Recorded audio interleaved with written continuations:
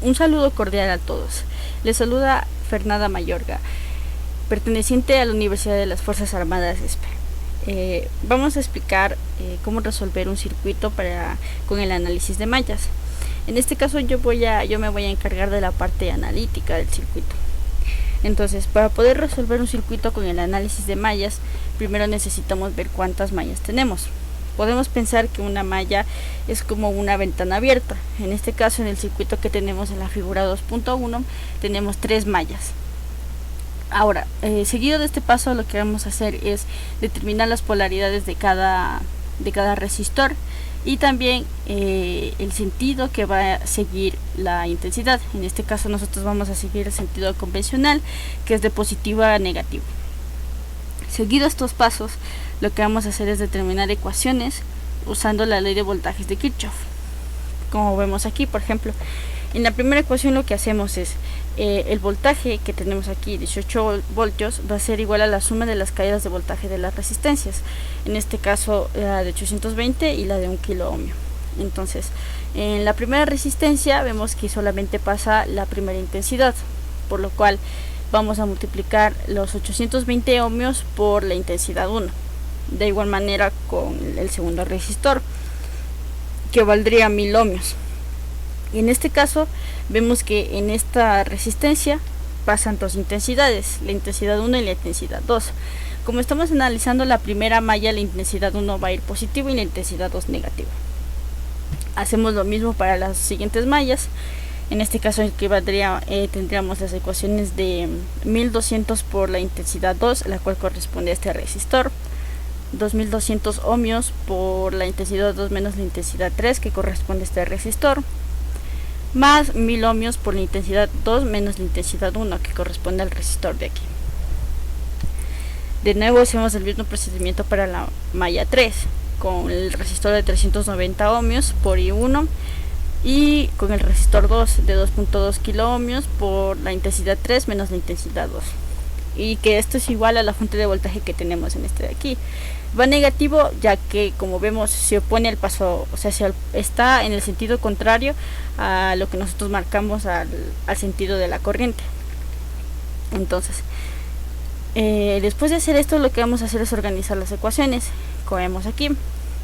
Lo que hacemos es multiplicar y sumar o restar los términos semejantes y obtenemos estas ecuaciones de aquí. Después de obtener estas ecuaciones podemos usar un software para resolver ecuaciones lineales, en el cual nos va a arrojar los siguientes resultados. Este sería de la intensidad 1. Nos salen decimales, entonces al convertirlo con la notación de ingeniería obtenemos 11.45 miliamperios, en la intensidad 2 2.847 miliamperios y en la intensidad 3 488.12 microamperios.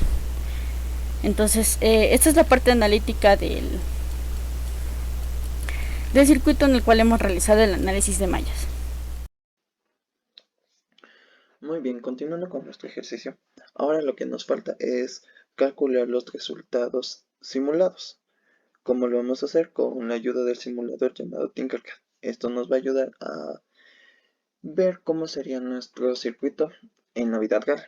Entonces, como aquí vemos, tenemos nuestro circuito esquemático. Esto nos va a ayudar para poner los datos correspondientes con sus valores.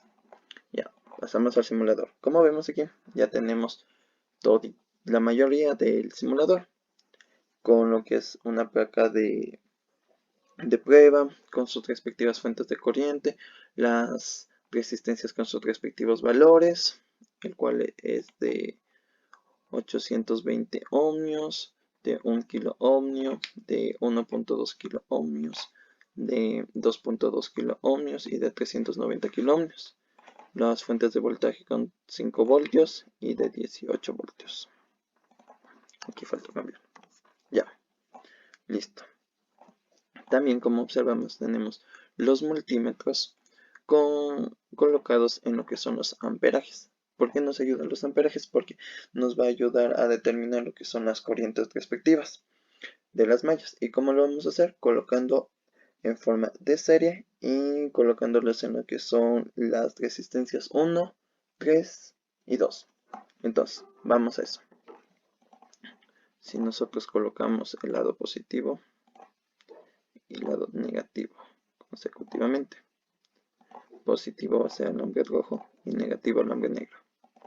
Eliminamos este cable y aquí le vamos a colocar nuestro siguiente multímetro. Positivo, negativo. Por último, vamos a colocar aquí positivo, negativo.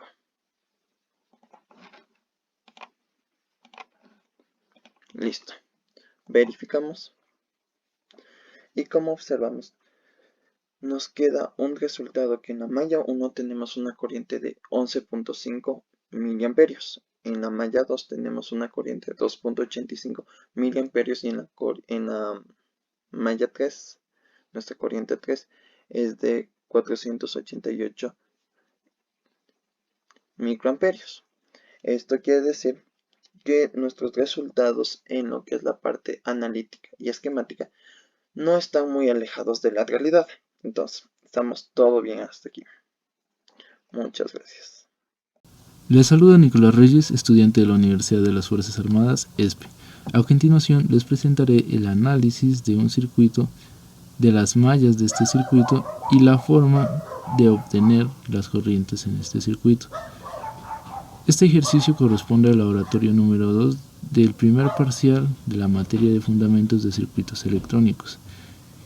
El ejercicio nos pide implementar este circuito en un simulador y analizar el resultado que obtenemos de las corrientes, las cuales son aquellas en las que la corriente circula sin interrupción de algún otro componente.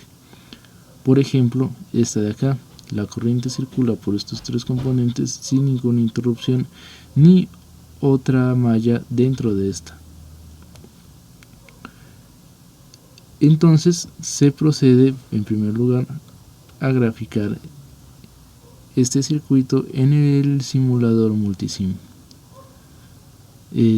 No es algo muy complejo, podemos notar que es muy similar, es un simulador de diagramas esquemáticos. Y aquí procedemos a hacer el análisis. Los resultados que se deben obtener deben tener la siguiente interpretación. La corriente que circula por la malla número 1, la cual es esta, es aquella en la que no hay interferencia por alguna otra corriente, como lo es el caso de la resistencia número 2. En este punto no podemos medir la corriente de esta malla, porque este punto se ve afectado por la resistencia, por la corriente de la malla número 2.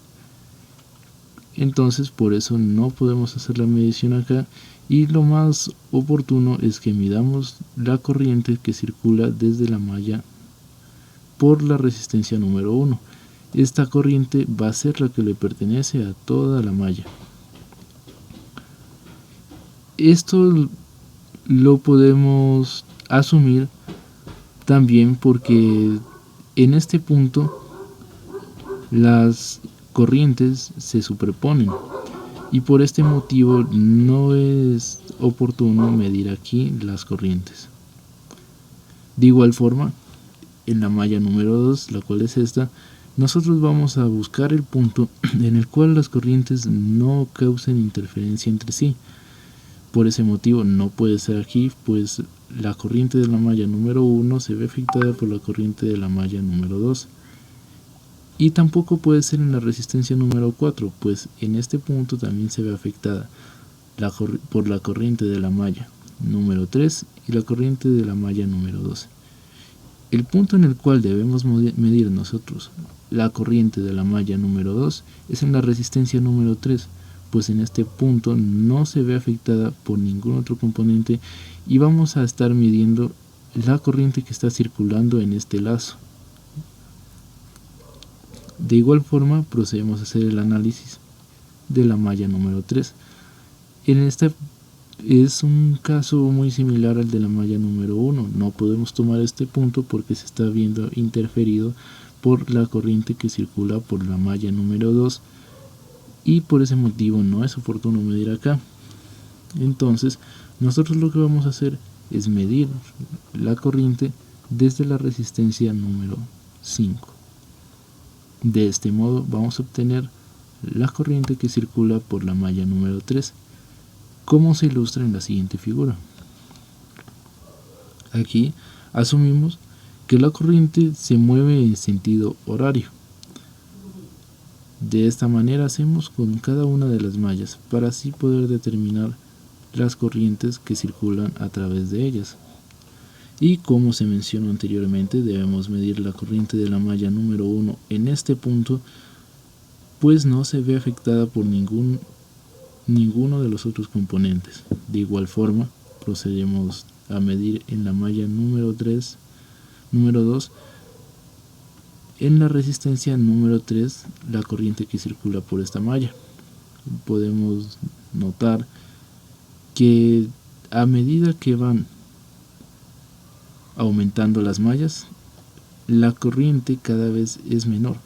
Esto sucede porque a causa de los resistores, la corriente cada vez va a disminuir más y más hasta llegar al final a esta fuente de 5 voltios. Y bueno, este es el análisis de un circuito, de las mallas de un circuito, y la forma de interpretar sus resultados. Muchas gracias.